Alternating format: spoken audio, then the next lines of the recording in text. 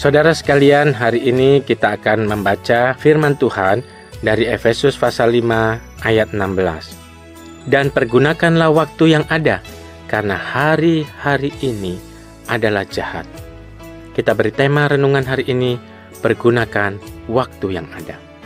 Saudara sekalian, di dalam Alkitab menggunakan dua kata untuk menunjukkan waktu, yaitu kronos yang menjelaskan waktu yang kita lewati dari hari, dari tahun, dari jam, dari menit ke detik. Setiap detik, setiap menit, setiap jam, setiap hari, setiap tahun yang kita lewati adalah kronos. Kalau saya membagi renungan ini pada jam saat ini, maka setelah saya selesai membawa renungan ini, mungkin sudah lewat 10 menit atau beberapa belas menit. Dan itu waktu yang berjalan disebut kronos. Tetapi ada juga kata kairos. Kairos adalah momen atau kesempatan yang harus diisi dengan baik. Kairos itu datangnya seperti sebuah anugerah yang harus dikerjakan, yang harus ditangkap, yang harus dimaknai saat itu juga. Kalau tidak, waktu itu akan berlalu dan kita tidak bisa menangkapnya lagi. Saudara sekalian, salah mempergunakan waktu sering membuat kita gelisah, sia-sia, bahkan menyesal di kemudian hari. Alkitab berkata, manusia bisa hidup 70 atau bahkan sampai 80. Tapi lebihnya adalah penderitaan. Ada orang yang bisa umur 80 tahun lebih, bahkan lebih daripada itu. Puji Tuhan, syukur kepada Allah. Tetapi saudara sekalian, kalau kita melihat orang-orang yang dianugerahkan umur panjang, apakah berarti kita bisa sampai umur 80 atau 70 saja? Belum tentu. Kita semua tidak tahu kapan kita akan meninggal dunia. Hidup ini rentan. Kalau malam ini Tuhan panggil kita untuk pulang ke rumahnya, maka kita pasti mati. Nah, pada waktu itu, apakah kau sudah siap menghadap Tuhan? Saudara, kairos itu berkaitan dengan beberapa hal. Yang pertama, kairos berkaitan dengan kedaulatan Tuhan. Maksudnya, ada momen yang datang tiba-tiba atas kehendaknya. Kita mau mengisinya dengan apa? Tuhan berikan waktu itu, datangnya tiba-tiba. Dan Tuhan bukakan kepada kita, kita harus lakukan apa? Atau kita harus isi dengan apa? Yang kedua, kairos itu menunjukkan dalam hidup ada banyak kejutan. Daud yang tidak pantas di hadapan manusia untuk menjadi raja karena dia kecil, kurang pengalaman, tetapi Daud dipilih Allah. Ia juga terkejut, tetapi ia mengisinya dengan menyambut, berlatih, dan bertumbuh sehingga menjadi raja teladan Israel. Kalau kejutan datang, sudah siapkah dirimu? Kadang-kadang saudara, kita nggak tahu kapan Tuhan bisa mempromosikan kita.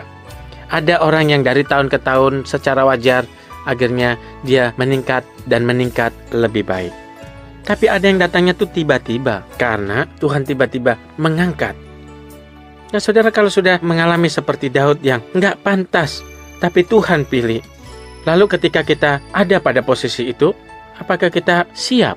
Sebab kalau tidak siap, saudara, kita bisa lupa diri. Kita bisa teledor, kita bisa arogan. Tetapi Daud, saudara, ia menyambutnya dengan berlatih, bertumbuh, mempersiapkan diri sedemikian rupa, hingga ia muncul sebagai raja yang diingat sepanjang sejarah Israel. Yang ketiga, kairos berbicara soal rencana Tuhan. Misalnya, hidup kita tidak untuk disia-siakan, tetapi untuk dipertanggungjawabkan. Jadi kalau Tuhan memberikan kita hidup saat ini, entah berapa banyak, entah berapa panjang, dengan berbagai fasilitas, dengan berbagai kesempatan, dengan berbagai yang kita nikmati, atau berbagai tantangan yang kita hadapi, semuanya satu saat harus dipertanggungjawabkan di hadapan Tuhan. Kalau saya hidup di Bandung dan dekat dengan orang-orang di sekitar saya, apakah akan saya isi dengan hal-hal yang merendahkan mereka, menghancurkan mereka, dan menyia-nyiakan mereka?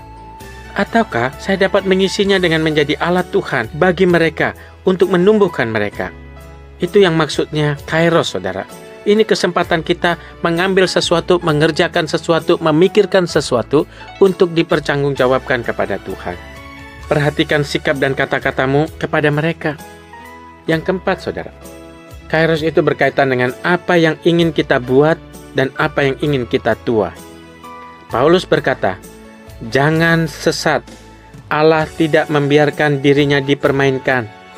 apa yang ditabur orang itu juga akan dituainya. Galatia 6 ayat 7.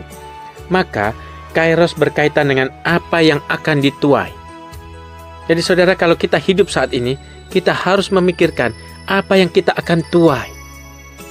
Kalau kita sudah tahu apa yang kita akan tuai, maka kita membuat perencanaan, membuat tahapan-tahapan dengan tujuan kita ingin menuai seperti yang kita tetapkan bersama-sama dengan Tuhan. Hidup ini momen dan kesempatan dari Tuhan. Hidup ini adalah kairos dari Tuhan yang dianugerahkan bagimu agar berguna untuk Tuhan, berguna untuk keluarga, berguna untuk sesama, dan berguna untuk gerejanya. Menolak untuk menjadi berguna dalam hal-hal tersebut merupakan pilihanmu sendiri. Jika kau dipanggil Tuhan malam ini, apa yang akan kau jawab kepada Yesus, Hakim yang agung itu? Tetapi barang siapa yang mencoba menyambutnya, ia bisa mengalami banyak keajaiban Tuhan di dalam hidupnya, dan itu akan memberikannya kebahagiaan, sukacita.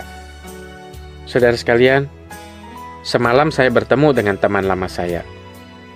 Saya pun ingin gunakan kairos dengan memberi kata-kata yang memotivasi untuk hidup dan juga imannya. Mengapa demikian? Karena setelah itu belum tentu kami bertemu kembali. Jadi ketika bertemu teman lama yang belum tentu bertemu kembali, jangan biarkan kesempatan itu berlalu begitu saja. Itu tidak boleh disia-siakan. Itu adalah kairos. Saudara, salam kairos.